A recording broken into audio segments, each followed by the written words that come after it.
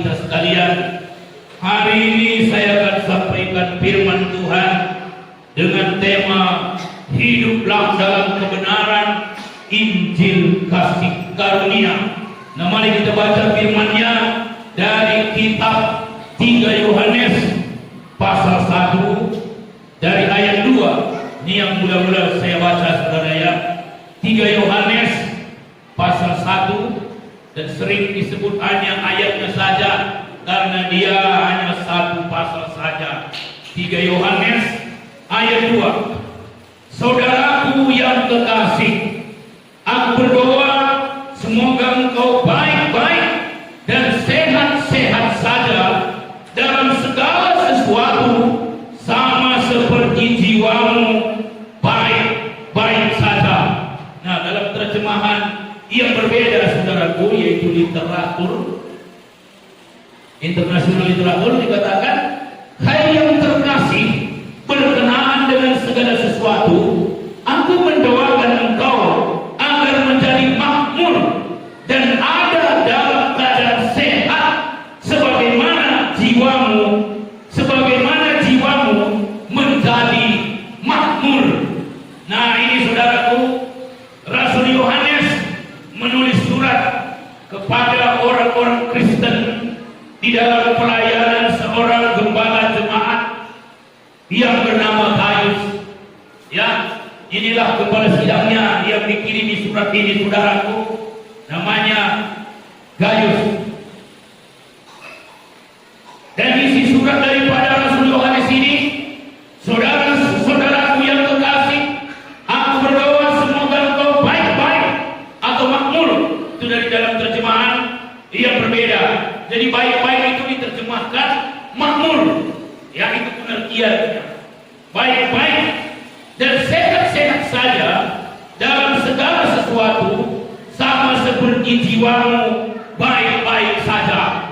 Nah, inilah kehendak Tuhan, saudaraku, supaya kita makmur, supaya kita sehat-sehat saja dan baik-baik saja, sama seperti jiwamu baik-baik saja, sama seperti jiwamu menjadi makmur. Nah, jadi keadaan kita yang baik-baik ataupun sehat-sehat itu, saudaraku, diawali dengan jiwa kita yang baik ataupun jiwa kita yang makmur. Jadi kalau jiwa kita baik-baik ataupun makmur, maka keadaan kita baik, keadaan kita sehat-sehat. Nah, itu saudara. Ya. Jadi bagaimana supaya jiwa kita menjadi makmur atau jiwa kita menjadi baik? Nah, karena kita ini, saudaraku, terdiri dari 3 unsur: roh, jiwa, dan jasmani kita atau tubuh kita. Ya. Nah, di sini dikatakan jiwa kita makmur, maka keadaan kita menjadi baik, menjadi makmur, menjadi sehat, saudaraku. Ya, jiwa itu saya beritahu kepada saudara, di dalamnya adalah intelektual kita atau pengetahuan kita, perasaan kita, paradigma kita, itu ada di dalam jiwa kita. Nah, kalau roh kita itu adalah pribadi kita yang sesungguhnya, dan jasmani kita itulah yang kelihatan dari kepala kita sampai ke telapak kaki kita. Itu jasmani kita. Tapi penentu keadaan kita baik-baik ataupun makmur itu dikatakan sama seperti jiwamu makmur atau baik-baik saja. Nah, dari jiwa kita ini perlu makmur. Di mana saya katakan tadi, dalam jiwa kita ada pengetahuan, ada perasaan, ada paradigma kita, pikiran kita. Nah, ada di dalam jiwa. Nah, ini harus makmur katanya, saudaraku. Ya, lalu kalau kita tanya kepada orang-orang, kebanyakan orang Kristen, bagaimana supaya jiwa kita baik, bagaimana supaya jiwa kita makmur, bagaimana supaya ya jiwa kita makmur, maka banyak orang akan menjawab, kita harus berdoa, kita harus banyak firman Tuhan, membaca firman Tuhan. Kita harus rajin beribadah. Yang diberikan dan terbanyak. Memang saya tidak salahkan itu, tapi dalam konteks ini sebenarnya bukan itu jawabannya, saudaraku. Apa yang dijawab orang, banyak berdoa, banyak baca firman Tuhan, rajin beribadah dan segalanya, itu sebenarnya buah daripada jiwa yang makmur itu, saudara. Itu adalah hasil daripada jiwa yang makmur. Nah, mari kita lihat dalam konteksnya selanjutnya. Sebab aku sangat bersuka cita ketika beberapa saudara datang dan memberi kesaksian tentang hidupmu dalam kebenaran, sebab memang engkau hidup dalam kebenaran. Begitu tidak ada sukacita yang lebih besar daripada mendengar bahwa anak-anakku hidup dalam kebenaran. Nah, ini dia, saudaraku, hidup dalam kebenaran lah yang membuat jiwa kita makmur. Lalu kebenaran yang mana? Nah, itu maka tema khotbah saya, hidup dalam kebenaran Injil kasih karunia. Kebenaran ini banyak, saudara tahu, ya. Masing-masing punya kebenaran. Di dunia ini banyak kebenaran. Kalau orang yang tidak percaya Tuhan atau ateis, kebenarannya yang tidak ada Tuhan, itu kebenaran sama dia. Kalau kita katakan ada Tuhan, itu salah katanya. Itu kebenaran bagi orang ateis. Ya. Itu dia, saudara. Bagi orang yang kafir, penyembah berhala yang Tuhan itu yang dapat dilihat, yang mengagungkan gunung atau sungai atau batu yang besar. Nah, bagi dia itulah Tuhan. Itulah kebenaran bagi dia. Nah, saudara. Ya. Bagi Rasul Paulus, sebelum dia menjadi rasul Tuhan Yesus, sebelum dia dipanggil oleh Tuhan, bagi dia kebenaran kalau dia menggali orang Kristen, menganiaya orang Kristen, itu bagi dia kebenaran. Itu bagi dia dapat pahala. Itu Rasul Paulus, selagi namanya Saulus, sebelum dia menjadi orang percaya kepada Yesus. Sewaktu dia masih hidup di dalam aliran yang paling keras, penganut agama Yahudi, dia menganut paham yang radikal di dalam agama Yahudi. Itulah agama Taurat. Dia termasuk golongan yang paling keras, mazhab yang paling keras, boleh dibilang radikalisme, saudara. Nah, dia menganiaya orang-orang Kristen, pengikut-pengikut Yesus. Dia rasa, dia pahami, itulah kebenaran. Ya, itulah kebenaran. Makanya kebenaran yang mana yang dimaksudkan oleh firman Tuhan ini? Sebab aku sangat bersuka cita ketika beberapa saudara datang memberi kesaksian tentang hidupmu dalam kebenaran, sebab memang engkau hidup dalam kebenaran. Bagimu tidak ada sukacita yang lebih besar daripada mendengar bahwa anak-anakku hidup dalam kebenaran. Nah, ini bukan kebenaran Taurat yang dia maksudkan, bukan kebenaran Karl Marx. Ya, banyak aliran-aliran, banyak paham-paham. Ini semua kebenaran bagi mereka, kebenaran bagi komunitas mereka, kebenaran bagi kelompok mereka. Tapi bagi kita yang percaya, kebenaran itu adalah kebenaran Injil kasih karunia, saudaraku. Kebenaran kepercayaan kepada Injil kasih karunia atau hidup di dalam kebenaran Injil kasih karunia menghasilkan, membuat jiwa saudara menjadi makmur dan saudara menjadi sehat, menjadi diberkati. Itu maka hiduplah dalam kebenaran. Kebenaran yang mana? Bukan kebenaran hukum Taurat, ya, tapi kebenaran Injil kasih karunia. Itulah yang dimaksudkan oleh Rasul Yohanes pada waktu dia menulis surat kepada hamba Tuhan yang bernama Gaius ini untuk disampaikan kepada jemaat-jemaat Tuhan. Ya, hidup dalam kebenaran menghasilkan kemakmuran, menghasilkan sehat, saudara. Ya, jadi jelas apa yang dimaksud kebenaran oleh firman Tuhan ini adalah kebenaran Injil kasih karunia. Itu yang saudara percayai, itu yang saudara hidupi, Karena tadi saya telah katakan kebenaran di dunia ini banyak. Makanya kebenaran yang mana?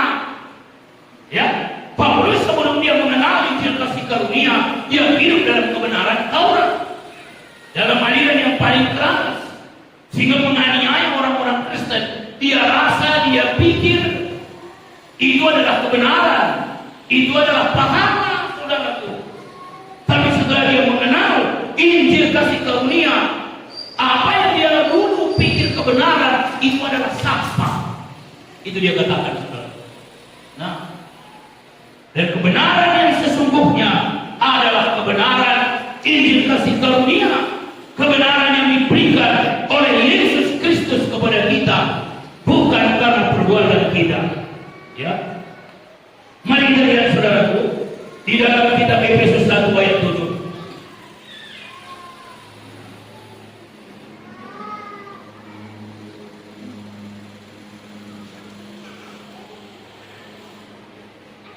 Efesus pasal 1 ayat 7, dari ayat 6 saya baca, supaya terpujilah kasih karunia-Nya yang mulia, yang dikaruniakannya kepada kita di dalam Dia yang dikasihinya.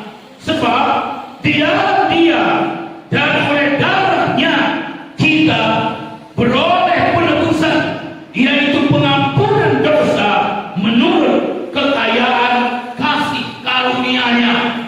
Nah, inilah kebenaran Injil kasih karunia itu, saudaraku, bahwa saudara dan saya menerima kasih karunia Tuhan, dan di dalam Yesus Kristus oleh darah-Nya kita beroleh mendapatkan, bukan karena usaha kita, tapi kita memperolehnya, kita beroleh penebusan, yaitu pengampunan dosa menurut kekayaan kasih karunia-Nya. Nah, inilah Injil kasih karunia. Tadi dikatakan kita menjadi makmur kalau kita hidup dalam Injil kasih karunia, dalam kebenaran Injil kasih karunia. Inilah kebenaran Injil kasih karunia. Saudara telah diampuni dari segala dosa, telah dibebaskan dari segala kutuk, telah dibebaskan dari segala kemiskinan. Nah, percayalah itu, saudara. Jadikan itu menjadi hidup saudara, supaya saudara hidup dalam kebenaran. Jadikan itu menjadi pengetahuan saudara, dan bukan hanya pengetahuan, tapi menjadi iman. Karena iman itu adalah sesuatu yang kita ketahui dan kita yakini sepenuhnya. Itulah iman, saudara. Jadi memang terlebih dahulu dari pengetahuan. Begitu kita dengar sesuatu informasi, gitu ya, baru kita teliti, ya. Lalu orang mulai percaya dan dia mulai yakini, dan itu menjadi kebenaran bagi dia. Makanya saudara, kita harus berhati-hati dengan apa yang kita dengar. Jangan-jangan itu nanti menjadi keyakinan kita, padahal salah. Sama seperti Rasul Paulus sebelum dia mengenal Injil, dia telah mempercayai sesuatu yang salah, sehingga dia pikir menganiaya orang Kristen itu kebenaran. Nah, hari ini kebenaran Injil berkata bahwa di dalam Dia oleh darah-Nya kita beroleh penebusan, kita beroleh. Jadi saudara ditebus, itu saudara peroleh, bukan oleh kekuatan saudara ditebus, tapi saudara memperolehnya karena saudara percaya kepada Yesus Kristus, yaitu pengampunan dosa menurut kekayaan kasih karunia-Nya. Nah, apa yang menghambat berkat Tuhan turun dalam hidup kita adalah dosa, saudara. Dosa. Banyak orang berpikir dosa itu sesuatu yang diperbuat, sesuatu yang dilakukan, tindakan yang nyata. Sebenarnya tidak. Dosa itu, saudaraku, ada di dalam pikiran, ada di dalam benak kita, ada dalam jiwa kita. Makanya saudara, seseorang Kristen, walaupun dia telah terima Yesus, tapi banyak masih hidup dalam dosa, walaupun dia tidak berbuat dosa. Kenapa? Karena pikirannya, jiwa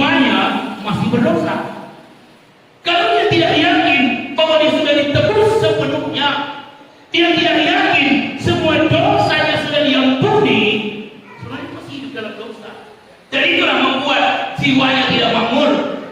Dan itulah membuat keadaannya tidak menjadi makmur. Dan itulah sering membuat kita menderita, saudaraku. Ya, karena berkat-berkat Tuhan itu dihalangi oleh dosa yang ada di dalam jiwa kita.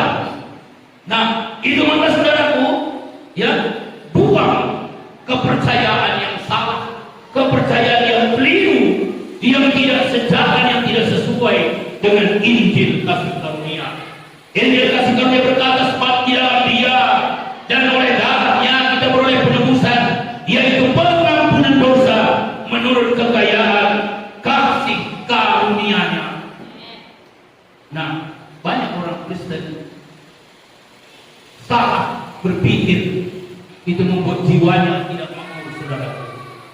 Yang membuat jiwanya tidak makmur adalah ayat firman Tuhan juga. Nah, tapi dia salah menempatkan, salah menginterpretasikan, salah mengambil firman Tuhan itu. Ya, saudara, pernahkah saudara baca ya dalam kitab Matius pasal 6? Mari kita lihat di sini. Ini membuat banyak orang Kristen tetap hidup di dalam dosa, saudaraku. Dalam kitab Matius pasal 6,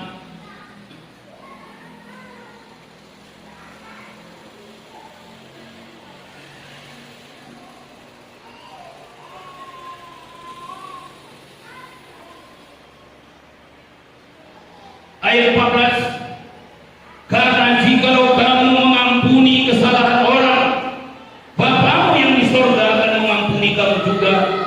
Tetapi jikalau kamu tidak mengampuni orang, Bapamu juga tidak akan mengampuni kesalahanmu. Nah, saudaraku, sering orang berpikir dosanya belum diampuni Tuhan karena ada seseorang yang komunikasinya dengan dia tidak baik dan itu belum selesai. Ya, kan begitu dari ayat ini. Jikalau kamu tidak mengampuni orang, Bapamu juga tidak akan mengampuni kesalahanmu. Jadi ada hubungannya dengan orang lain, dosa kita diampuni. Sehingga kalau ayat ini, saudaraku, kita yakini hari ini, maka masih banyak dosa kita yang belum diampuni, dan kita masih ada di dalam lingkupan dosa. Ya, karena pengampunan dosa kita tergantung kepada pengampunan kita terhadap orang lain. Banyak orang lain mungkin masih sakit hati dengan kita. Ya, banyak mungkin keadaan orang lain dengan kita tidak cocok, lalu belum selesai, berarti dosa kita belum diampuni. Nah, saudara harus mengerti ayat ini dikatakan oleh Yesus sebelum ia mati di kayu salib. Ya. Tapi sering saudara orang yang tidak mengerti dia terapkan kepada orang Kristen. Bahkan pendeta-pendeta juga memakai ayat ini. Ampuni orang tuamu itu, katanya, padahal dia sedang dalam keadaan tidak baik dengan orang tuanya. Harus kau ampuni, kalau kan dosamu pun tidak diampuni, katanya. Wah, belum bisa, katanya. Ya, berarti dosamu pun diampuni. Ya, ini sebelum Yesus disalibkan, dia katakan begitu, saudara. Ya, bahwa dosa kita tidak diampuni sebelum kita mengampuni dosa orang lain kepada kita. Ya, itu dia, saudara. Tapi setelah Yesus mati di kayu salib, bagaimana sebenarnya yang terjadi, saudaraku? Dalam kitab Efesus pasal 4 ayat 32.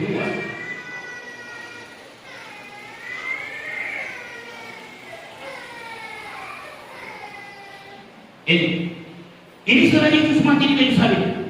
Tetapi hendaklah kamu ramah seorang terhadap yang lain, penuh kasih mesra dan saling mengampuni, sebagaimana Allah di dalam Kristus telah mengampuni kamu. Ya, telah mengampuni kamu. Jadi saudara, hari ini dosa kita telah diampuni.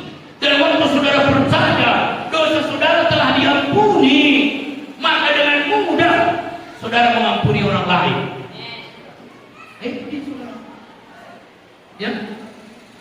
Ini dikatakan. Tetapi adalah orang seorang terhadap yang lain penuh kasih mesra dan saling mengampuni, sebagaimana Allah di dalam Kristus Yesus telah mengampuni kamu. Jadi kita mengampuni orang lain hari ini bukan supaya dosa kita diampuni, tidak. Beda, saudara.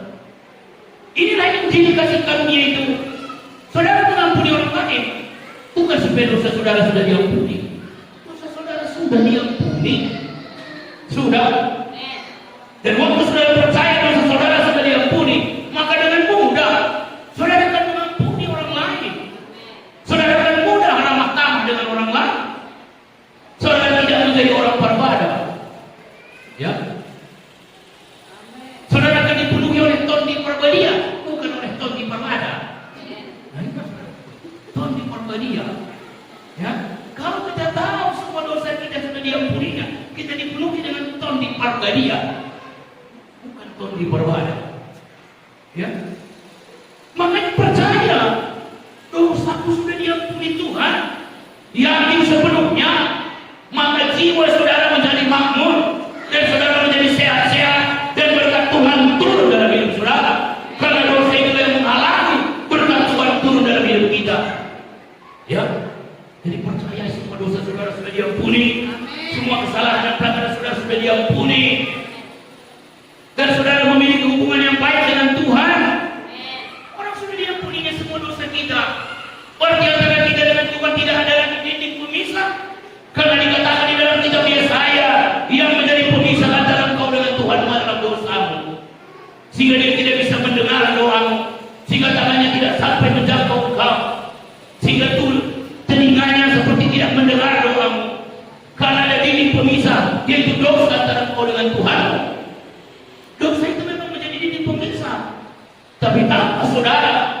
Di dalam Injil kasih karunia, saudara setelah Yesus terima menjadi Tuhan dan Juru Selamat saudara, semua dosa saudara telah diampuninya, dan tembok pemisah yang itu dosa itu sudah diruntuhkannya, sehingga antara kita dengan Tuhan tidak ada lagi yang memisahkannya, sehingga kita memiliki hubungan yang baik dengan Tuhan. Dan kalau kita memiliki hubungan yang baik dengan Tuhan, pasti jiwa kita menjadi makmur, saudara. Dan kita menjadi sehat-sehat saja. Makanya percaya saudara, orang yang telah dibenarkan Tuhan, orang yang telah semua dosanya diampuni Tuhan, tidak ada tersisa dosa kita lagi hari ini. Tidak ada, saudara. Ya, makanya kalau orang yang belum percaya, orang Kristen, di dalam Alkitab itu digambarkan tingkatannya ada 3. Ada anak-anak, kemudian muda dan dewasa, orang tua. Itu digambarkan tingkatannya, saudara. Jadi kalau orang belum percaya semua dosanya diampuni, tingkat anak-anak pun belum sampai, saudara. Ya, itu dia. Tingkat anak-anak pun belum sampai. Nah, mari kita lihat ayatnya ya. Di dalam kitab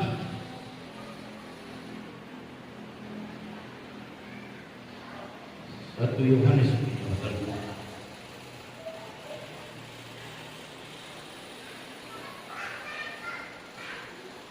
Ya. 1 Yohanes pasal 2 ayat 12. Aku menulis kepada kamu, hai anak-anak. Nah, ini maksudnya juga anak-anak secara rohani. Ya. Sebab dosamu telah diampuni oleh karena namanya. Ini saudara, kepada anak-anak diberitahu bahwa dosanya telah diampuni.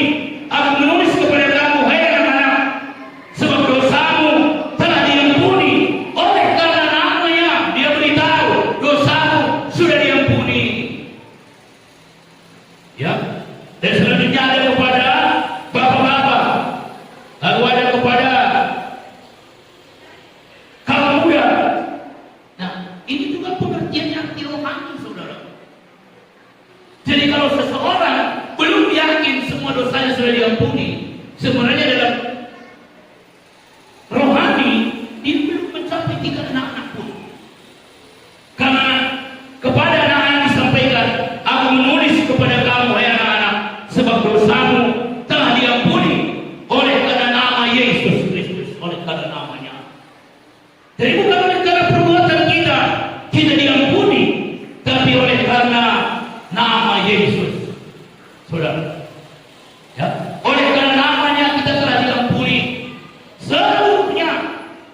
lihatlah hidup saudara, orang yang telah dikuduskan Tuhan, orang yang telah diberkati Tuhan, orang yang dilimpahi Tuhan dengan kasih karunia-Nya.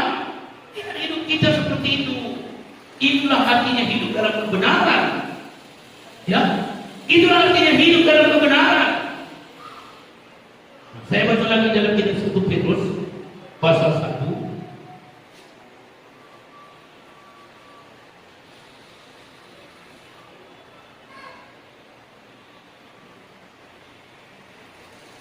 Ya, dari ayat 3 sampai dengan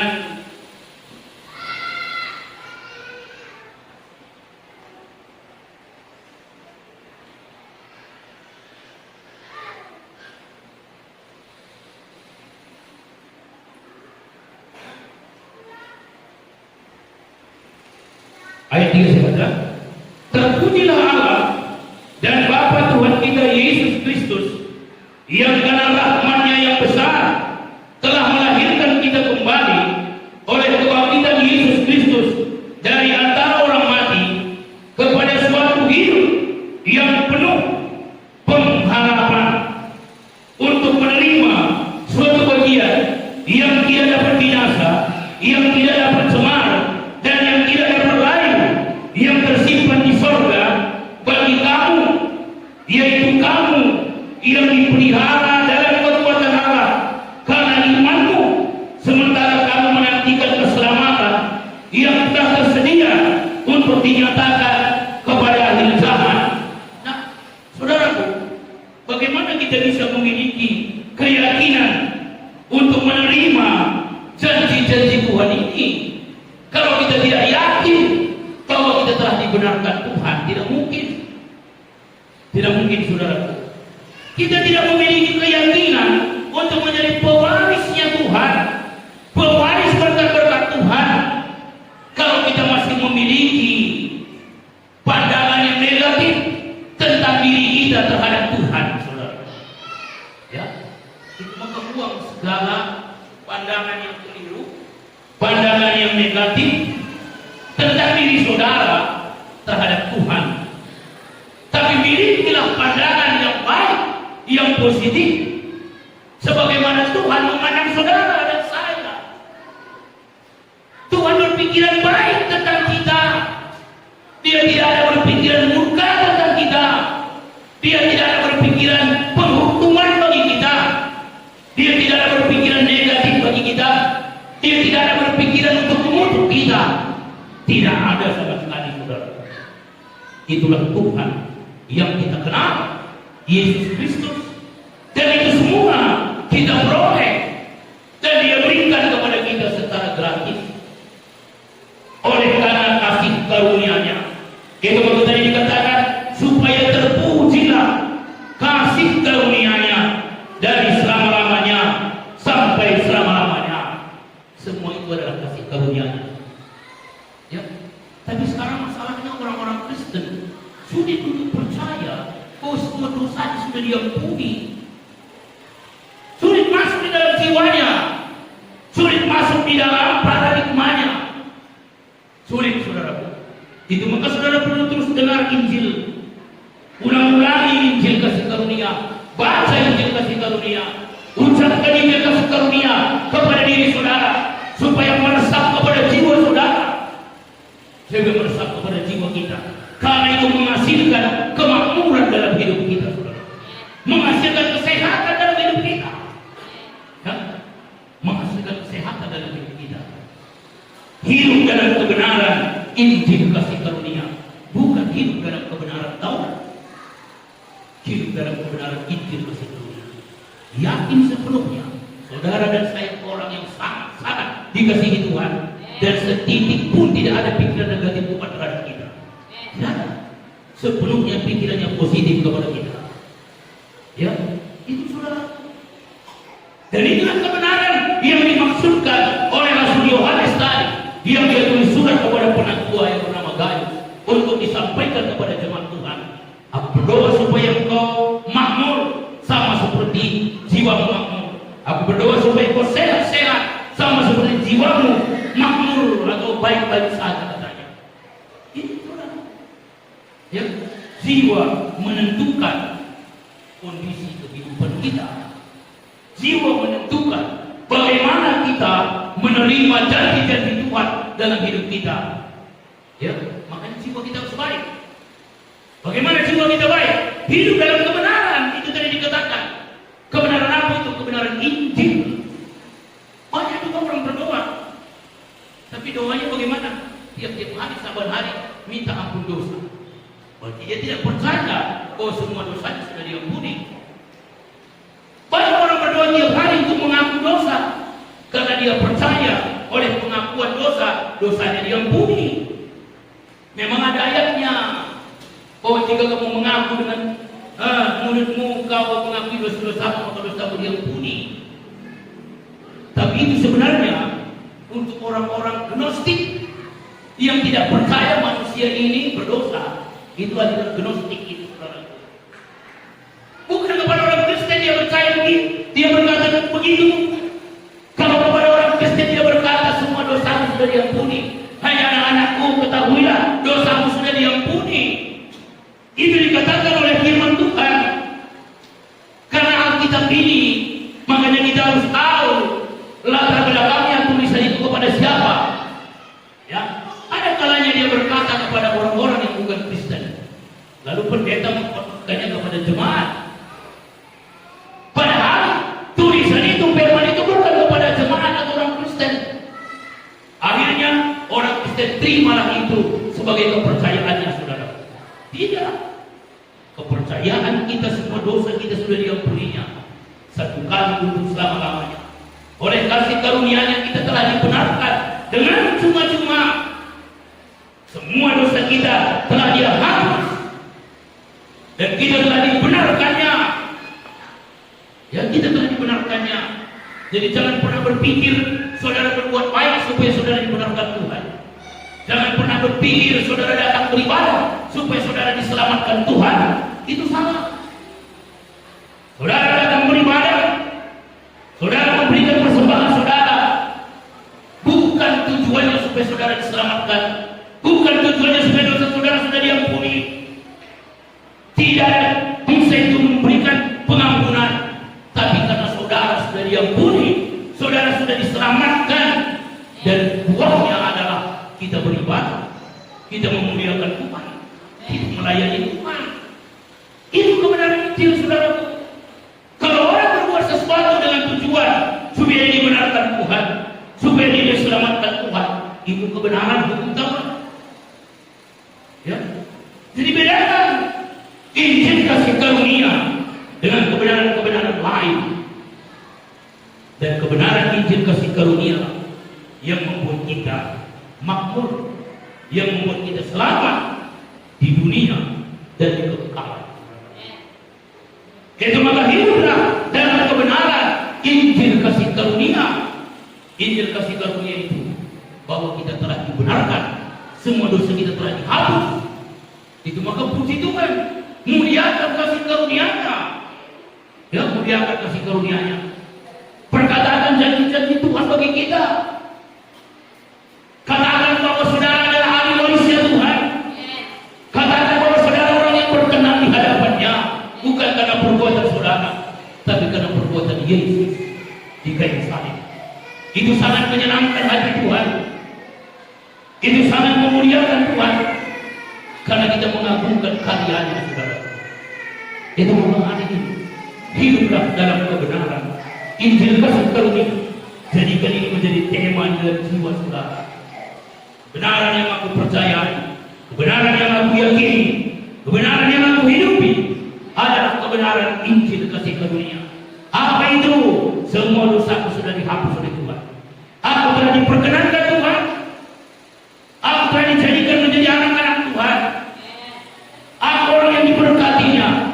Semua itu aku peroleh bukan karena perbuatan, tapi karena perbuatan kasih karunia Yesus. Ya. Karena perbuatan kasih karunia Yesus bagi kita, kita peroleh. Ya. Kita peroleh, kita dapatkan, kita terima. Dan inilah yang membuat jiwa saudara menjadi makmur. Katakan, oh aku tidak ada lagi penghukuman Tuhan dalam hidupmu. Karena firman-Nya berkata, orang yang percaya kepada Yesus tidak ada lagi penghukuman Tuhan dalam hidupmu. Tidak ada sama sekali. Tapi percaya yang berkat Tuhan turun dalam hidup saudara. Perkatakan selalu, aduh aku orang yang diberkati. Nyanyikan selalu, saudara, aku orang yang diberkati. Ya. Amin. Amin. Jiwa saudara menjadi tenang. Ya, jiwa saudara tidak terancam lagi oleh dosa. Iblis tidak mau supaya kebenaran ini menjadi kehidupan saudara. Iblis mau menggunakan kebenaran hukum Taurat menjadi iman saudara, sehingga saudara tetap merasa terpuruk, sehingga saudara tetap merasa belum selesai, masih harus ini dan itu supaya berkenan di hadapan Tuhan. Saat apapun kebajikan apapun kita buat, tidak akan pernah bisa membuat kita berkenan di hadapannya. Tapi kebenaran dan kasih karunia-Nya sudah memperkenankan kita. Dan hasilnya saudara akan hidup, akan nampak peluang daripada Injil kasih karunia itu, saudaraku. Ya, hidup saudara akan berubah, kehidupan saudara menjadi baik. Saudara akan mengerti jalan-jalan Tuhan dalam hidup saudara. Itu maksud Rasul Paulus tadi katanya, Rasul Yohanes katakan, bagiku tidak ada sukacita yang lebih besar daripada melihat anak-anakku hidup dalam kebenaran. Kebenaran mana maksudnya? Kebenaran Injil kasih karunia. Ya, kebenaran Injil kasih karunia, saudara. Yang menghasilkan jiwa yang makmur, yang menghasilkan kesehatan bagi tubuh jasmaninya, karena jiwanya telah makmur oleh karena kebenaran Injil kasih karunia. Jadi kebenaran Injil kasih karunia membuat hidup kita menjadi makmur. Amin. Amin, saudaraku. Kebenaran Taurat membuat makmur? Tidak. Kebenaran Taurat membuat saudara sakit. Itu ada dikatakan dalam kitab Yesaya, ya. Siapa yang bisa buka ayatnya? Maka kau akan mendengar firman yang demikian. Kau akan jatuh, tersandung, luka, ya ada di luka.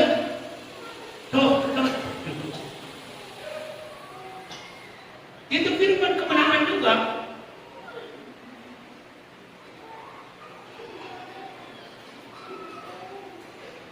Maka kau akan mendengar kebenaran yang demikian katanya. Mesti begini, mesti begitu, tambah ini, tambah itu. Ya. Supaya di dalam berjalan kau akan menjadi tersandung, luka, tertawan. Ya coba. Anaknya. Bukan ini. Oh, atau di atas ya.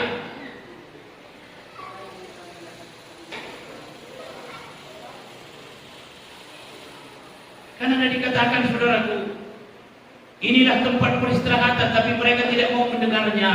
Maka mereka akan mendengar firman yang ini katanya. Mesti begini, mesti begitu, tambah ini, tambah itu.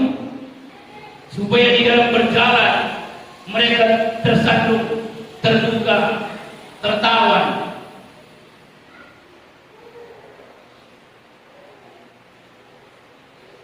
Ada yang apa?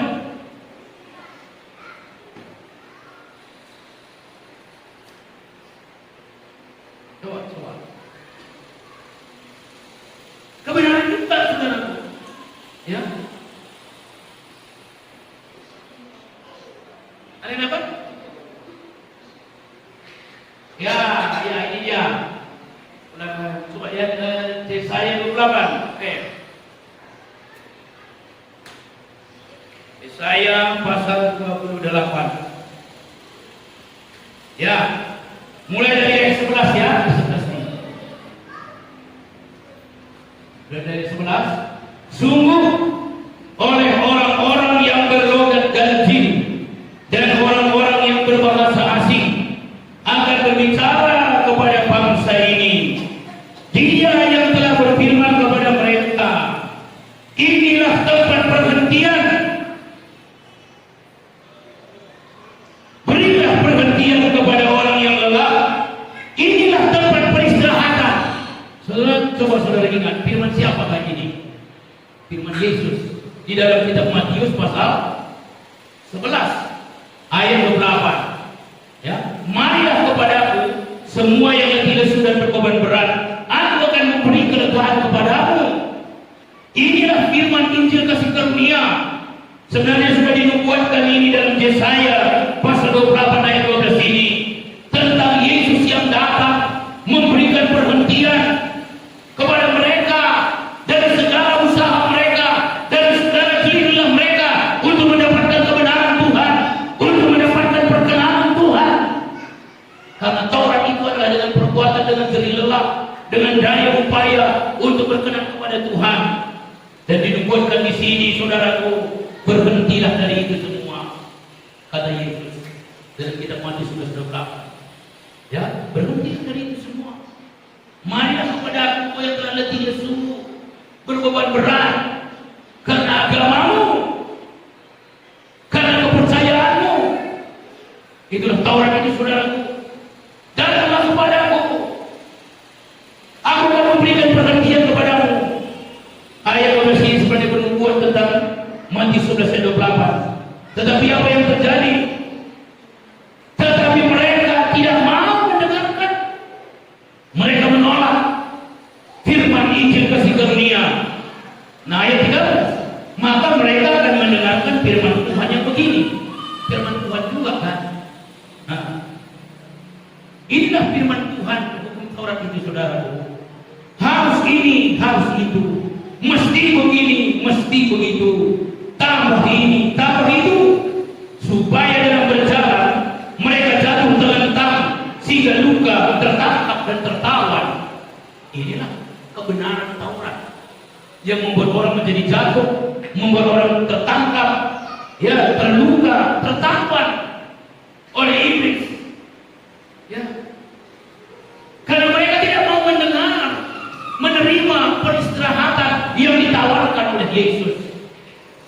Itu, saudara, sebenarnya yang dimaksud dengan Yesus, marilah kepadaku semua yang letih lesu berbeban berat, bukan karena letih bekerja di ladang atau di sawah, atau karena bawa beban berat. Kalau letih karena bawa beban berat kan bisa diletakkan saja, sudah selesai. Tapi letih lesu secara spiritual, letih lesu karena tekanan agama mereka yang mengharuskan mereka berbuat ini dan itu supaya mereka diselamatkan, harus berbuat ini dan itu supaya mereka dibenarkan, harus melakukan ini dan itu supaya diterima Tuhan. Dari situ, saudaraku, Tuhan katakan mati, tinggalkan itu semua. Tapi banyak orang tidak mau. Tapi puji Tuhan, kita ini mau mendengarnya, sehingga kita mendapatkan perhentian dalam Yesus Kristus, saudara. Mendapatkan damai sejahtera dalam Yesus Kristus. Jadi saudara berdoa hari ini bukan saudara diampuni. Makanya banyak orang hari ini letih juga, karena Kristen itu dia jadikan juga menjadi agama, bukan? Menjadi agama dia buat kembali Kristen. Kristen itu, saudara tahu, adalah kehidupan. Ya, itu sebenarnya bukan agama. Kalau Kristen ini jadikan agama, maka dia akan kembali lagi ke orang. Oleh karena doa kita diampuni, maka orang harus banyak berdoa. Ya, oh dia sudah banyak berdoa, sudah 1 jam 1 kali berdoa. Ada dia dengar lagi orang 3 jam berdoa 1 kali, baru aku mesti kamar katanya lagi. Berarti dia masih lebih benar lagi, karena dia 3 jam berdoa. Aku harus lagi berdoa 4 jam. Ada lagi dia dengar orang 10 jam berdoa. Waduh, masih jauh lagi aku ini. Gak henti-hentinya, letih lesu, saudaraku. Hari ini saudara dibenarkan bukan karena saudara berdoa, amin, tapi saudara berdoa karena saudara sudah dibenarkan. Ya, jadi saudara dibenarkan bukan karena saudara banyak berdoa, tapi karena saudara sudah dibenarkan Tuhan. Mau berapa jam saudara berdoa, itu tergantung hubungan saudara. Ya, tentu tergantung banyaknya keperluan saudara berbicara dengan Tuhan. Ya, misalnya kita bertemu dengan seorang pejabat, ada 5 menit, karena tidak banyak persoalannya kan, sedikit saja sudah selesai. Ada yang 30 menit, karena mungkin agak rumit mau disampaikannya. Ya, seperti itu. Ya, jadi tidak ada menjadi beban. Doa ini bukan menjadi beban bagi kita, karena bukan karena doa itu kita diberkati, sudi, bukan karena doa itu kita dibenarkan, tapi doa itu adalah buah daripada karena kita sudah dibenarkan Tuhan. Saudara rindu bergaul dengan Tuhan, ya. Jadi tidak menjadi tekanan lagi, ya. Tapi mereka tidak mau katanya, sehingga mereka harus mendengar firman yang mesti begini, mesti begitu, tambah ini, tambah itu. Banyaklah, ya. Tujuannya apa? Tujuannya memang ini, saudara. Firman yang demikian tujuannya memang ini, supaya, kan itu berarti tujuan firman ini kan. Jadi firman hukum Taurat itu supaya dalam berjalan mereka jatuh, terlentang sehingga luka, tertangkap dan tertawan. Itu sebenarnya tujuan firman hukum Taurat. Supaya orang jatuh, supaya orang terlentang, supaya orang luka, dan akhirnya dia berserah, lalu dia memandang kepada Yesus. Itu sebenarnya tujuannya. Tapi banyak orang tidak mengerti, ya. Itu tujuannya. Memang firman hukum Taurat itu untuk menjatuhkan, untuk menterlentangkan, untuk melukai, saudara, untuk menawan, sehingga orang menyadari aku tidak mampu dengan daya upayaku. Lalu dia memanggil Yesus, lalu dia berseru kepada Yesus, maka dia dapatkanlah perhentian dan kelegaan itu, saudara. Oleh sebab itu, hiduplah dalam kebenaran Injil kasih karunia, maka jiwa saudara menjadi makmur, saudara menjadi sehat, saudara akan diberkati Tuhan, sukacita Tuhan senantiasa hadir dalam hidup saudara. Mari kita